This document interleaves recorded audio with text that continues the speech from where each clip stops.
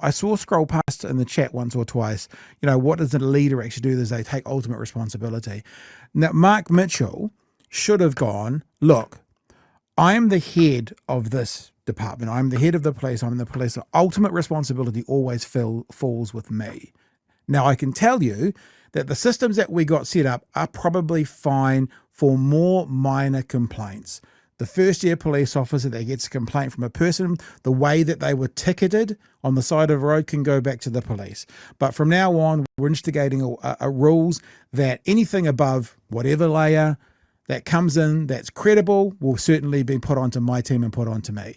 I'm ultimately responsible for this. He could even have done that thing which no one ever believes. I offered my resignation to the Prime Minister. The Prime Minister declined it, and we're now moving on. That would have been like this is the thing about Luxon. He's a spineless jellyfish. He is a terrible businessman. He doesn't make deals, and he didn't do well for Air New Zealand. And the fish rots from the head.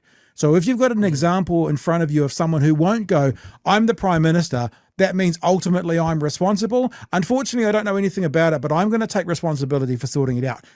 Those words aren't in Luxon's vocabulary, which means they're not in Mitchell's, which means they're not in Stanford's, which means they're not in Willis's either.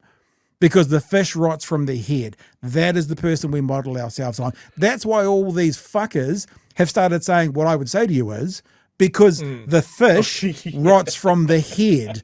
And it's like, and I know this from experience, you see some kind of cultish group like a church, if the person up the front grows a beard, beards start popping up around the men in that group. That's what happens. I'm not calling national a cult per se, but that's what happens. People follow the leader, and following this leader doesn't lend you into any area that you're going to take ultimate responsibility for something that you may have no hands on, but as the buck stopper you own.